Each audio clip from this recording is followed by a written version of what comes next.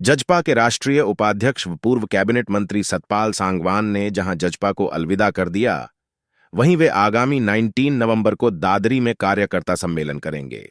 बिना पार्टी व झंडे के होने वाले कार्यकर्ता सम्मेलन में आगामी राजनीति बारे राय शुमारी करेंगे। कयास लगाए जा रहे हैं कि सतपाल सांगवान अपने परिवार के किसी सदस्य को राजनीति में उतारने का फैसला ले सकते हैं। इतना जरूर है कि वे सम्मेलन के दौरान बड़ेढ़ा फैसला लेंगे। बता दें कि पूर्व मंत्री सतपाल सांगवान 1996 में हविपा की टिकट पर पहली बार विधायक बने थे और बाद में कई चुनाव लड़े हैं और 2009 में हजकां की टिकट पर दोबारा विधायक बने। इसी दौरान हजकां का कांग्रेस में विलय होने पर भूपेंद्र हुड्डा सरकार में सहकारिता मंत्री बने।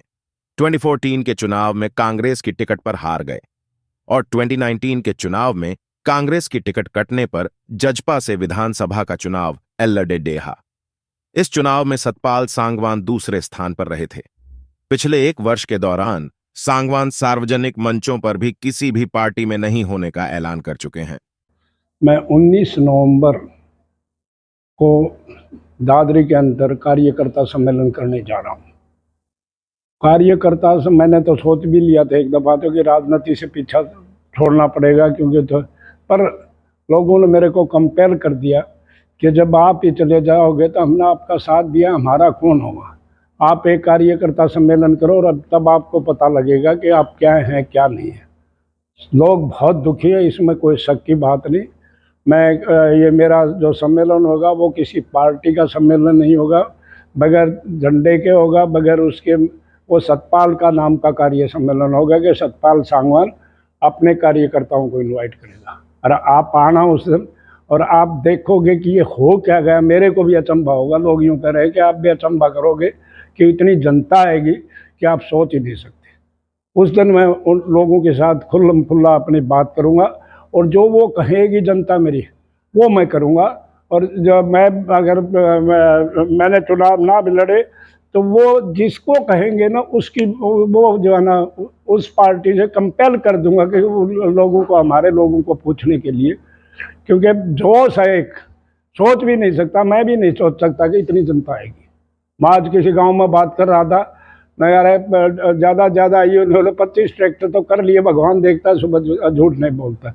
तो मैं तो ये लग रहा है कि भूचाल ना आ जाए कोई ऐसा कि लोगों के लिए जीना दुर्लभ हो जाए, जो अपोजिशन वाले हैं जो मेरे पर वो कर रहे हैं। अरे राजनीति तो क्या है, पर ठीक है।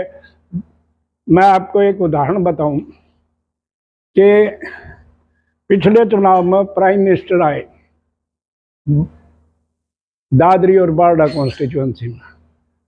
वहाँ से जो एमपी था, एमपी साहब ने, मैं कहना तो नहीं चाह रहा, एमपी साहब ने प्राइम मिनिस्टर आया दोनों कैंडिडेट की खिलाफत करी और मेरे को हराने के लिए जो है ना उसने थर्ड कैंडिडेट को जो है ना वो करा।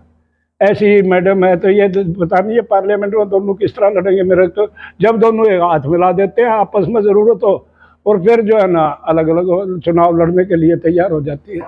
तो अब मैं एक ज़्यादा राजनीतिक बात नहीं करते, मैं उसी दिन मेरी जनता के सामने, मेरे साथियों के सामने, मेरे लोगों के सामने जो वो कहेंगे वो करूँगा और वो मेरा डिसीजन फाइनल होगा। तो क्या पुरानी पार्टी कांग्रेस में दोबारा जाएंगे या कोई और? नहीं, ये तो मेरी जनता बताएगी, जो मेरी पब्लिक कहेगी, जो मेरे साथी कहेंगे, जो मेरे वर्कर कहेंगे वो करूँगा। अब तो मैंने एक बार बगैर उनसे पूछे गलती कर बैठा था, अब गलती नहीं करूँगा। एसवाईएल के बारे में मैं ये बताना चाहता हूँ कि सुप्रीम कोर्ट ने बहुत स्ट्रॉन्ग डिसीजन दिया है कि पंजाब सरकार क्यों एसवाईएल नहीं बना रही। वो जो है ना और फिर भी ये नहीं बनवा सकते तो बहुत शर्म की बात है। ये जो है ना एसवाई हमारे को तो सुप्रीम कोर्ट ने जो डिसीजन, क्या सुप्रीम कोर्ट के उसके जो है ना डिसीजन क्या हेलना करेंगे। सबसे बड़ा जो कुछ है वो सुप्रीम कोर्ट उसने खुल्लम खुल्ला कर दिया। इतना देर क्यों लेट हो रही है एसवाईएल बनने के लिए? एसवाईएल बननी चाहिए हमारे लिए, खास करके हमारा जो है ना दादरी, भिवानी, महेंद्रगढ़, रेवाड़ी, इस एरिया के लिए सुप्रीम कोर्ट एसवाईएल।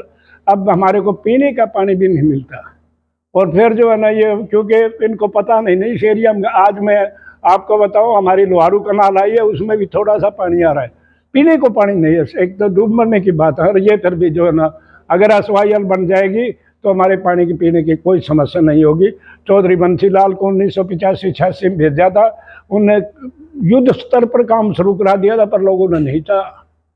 तो अभी एक बहुत बढ़िया डिसीजन है सुप्रीम कोर्ट का। सेंट्रल गवर्नमेंट को चाहिए कि ये खट्टर साहब की सरकार है, यहाँ भी ऊपर भी, कि जो है ना एसवाईएल को जल्दी मनवाए।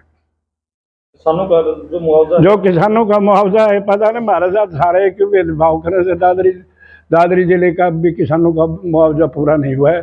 जेपी दलाल से भी मैंने कहा था, और वो स्टेटमेंट तो रोज दे दे, पता नहीं कि उसके क्यों नहीं मिल रहा, भगवान ही जाने। मिलना चाहिए। अरे किसान के बगैर है कौन, कौन पूछेगा। किसानों की मेहरबानी है। आज मैं जो है ना इतना बाजरा हुआ, भगवान ने सुन दी, नहीं तो ये तो अब के भी काम बन जाता। तो मुआवजा जो है ना, बहुत दिन से जो ये किसान एजिटेशन, यहाँ भी एजिटेशन कर रहे थे, सब जगह एजिटेशन कर रहे। मुआवजा तो जल्दी से जल्दी मिलना चाहिए, ताकि हमारे जो आज के किसान, और गाँव में जो है ना, गाँव में हमारे किसान बैठे हैं ना, अब के बाजरा हो तो नारी खुशी है उनके साथ। इन्होंने भाव ठीक दे दिया, मैं इसके लिए नहीं करता, नो कमेंट्स, जो ठीक चीज हो। भूपेंद्र हुड्डा सरकार में सहकारिता मंत्री बने। 2014 के चुनाव में कांग्रेस की टिकट पर हार गए और 2019 के चुनाव में कांग्रेस की टिकट कटने पर जजपा से विधानसभा का चुनाव लड़े डेहा। इस चुनाव में सतपाल सांगवान दूसरे स्थान पर रहे थे। पिछले 1 वर्ष के दौरान सांगवान सार्वजनिक मंचों पर भी किसी भी पार्टी में नहीं होने का ऐलान कर चुके हैं।